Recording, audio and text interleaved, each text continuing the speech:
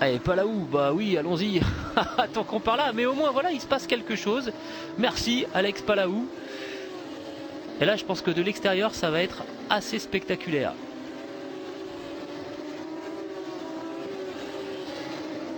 Pas mal. Là, je pense que the opposite side of the corners, he's not battling anyone and he's in clear air, and they're not. Ooh, and that's Austria for GP3. We're underway with a great start for Ocon, and a staller is Palau, who now managed to get away from the grid, but a huge smash at the back collects 2 cars. Palau. We see Gilbert stalling, and that is enormous from Chekon.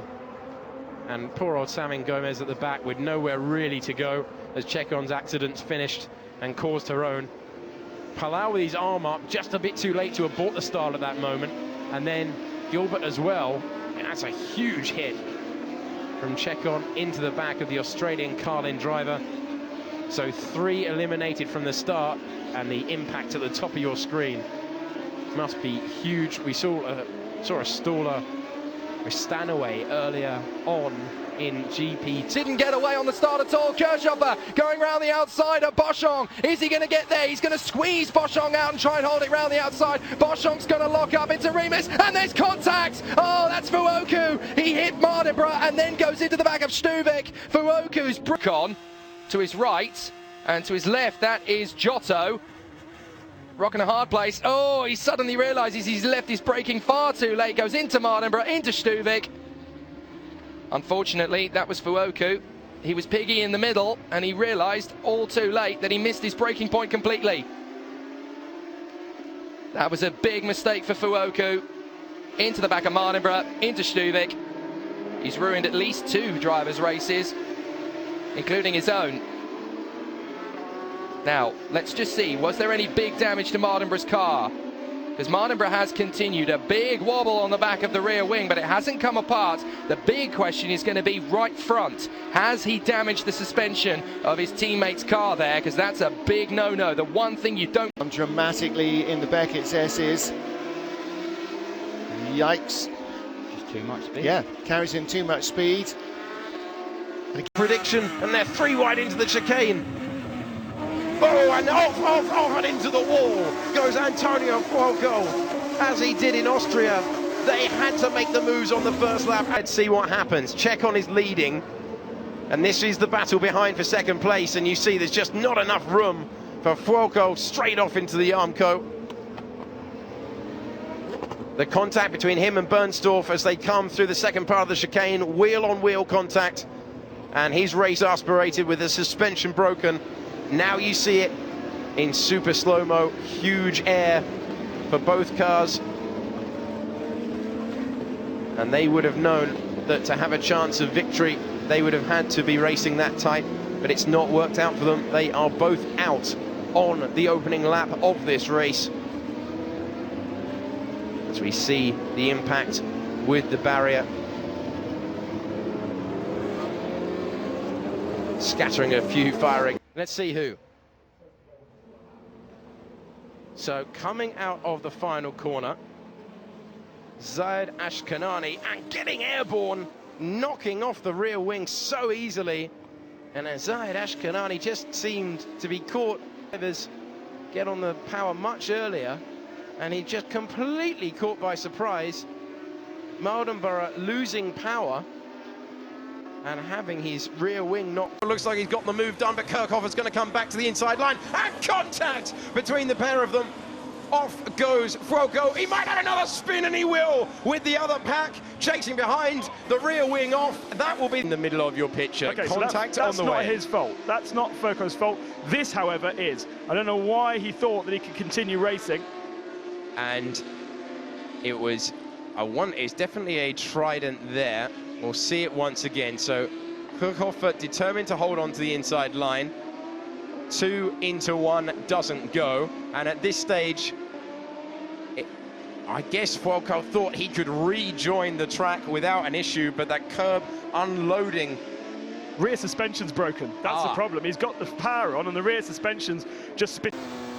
And so Mardenborough just going to get a swap on, and nothing he can do. Straight to the scene of the accident, clearly catching him by surprise. We've seen him have moments already this weekend, but that is an enormous accident. Very Jacques Villeneuve-esque, that one. Jan losing the car, having a bit of a slide as the gradient went further up, but as the car goes light over the top of the hill, that's when the traction at the rear changes, he loses the slide, and it spits him into the wall.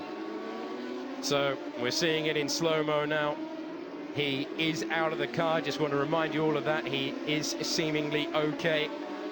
This racetrack, thrilling, dynamic, exciting, but also with all of those things comes a danger, and we are seeing that danger vividly played out in front of us now. And the tyre stack doing exactly what it needs to do. 4 layers of tyre. Ben will be an enormous job. This is in full speed, so this is at racing speed, and you can see no reaction time at all. We see Morris may have damage. He may cause more problems here. Contact between the pair of them, Valhagen, Morris, and some 0.6. Let's see how these two. That is absolutely outrageous. Just getting back to racing. Tusha punting the side of Sandy Stuvig, and you don't get more. Let's find out what happened. Oh, that's really nasty stuff. It's a tyre issue going in. It's a puncture on the right front, and not a bigger hit as we saw in some parts yesterday, but a massive accident to rip wheels off the track. You see the tyre already deformed and taking a big crash, and that is what caught Parry. My word, you never want to see a tyre enter the racetrack again. And Bossak's loose wheel back on the racetrack into the path of Parry. Thankfully, it's going to be very close. Is it going to be contact? There is. Off goes Bernstorff into the gravel and out of the race once again. Determined not to lose any more positions in this race. Bernstorff to the outside, and he got launched off the curb. And it's a pretty tall inside curb. You have to cut the chicane properly if you're not going to make the corner. He thought he was going to make the corner, got airborne, and went out of the race in spectacular fashion. Disappointment for the British driver. I think even if he had managed to get out of the gravel, the suspension all askew, and all 4 wheels off the racetrack. Extraordinary pictures, and a big hit for Emil Bernstorff. This was the contact that sent Kirk Hoffer airborne in a big way. Somehow he was able to block into the Lesmo. He's lost the rear of the car, and he is simply, in the panic to get back on the racetrack, not able to hold on to it. And that's a huge moment for him. It's how Parry managed to get himself out. And you see that's what sent first Janos into the back of him, and then Fuoco across the road. So it all stemmed from this incident. No energy going through a car, even in the wet conditions. Increasing the speed all the time, off the racing line, into the wall, and his mechanics seeing it in real time. Position in the lead. Now what's happened here? Oh my word. That is, well, I can't really describe it as anything other than asinine. That was a really clumsy attempt to win, but he could really do with a little bit more here. Oh, and a spin. That is the Ashkenani. Well, this is an interesting battle going on. Oh, that is Sandy Stuvik into the back of Ashkenani, trying to deal. This is why we are under red flags, if you're just joining us. Big hit. T'es trop loin là-bas, oui, on le voit en haut de l'écran, effectivement. 2 pilotes qui s'accrochent, Mardenborough et on voit l'erreur ici.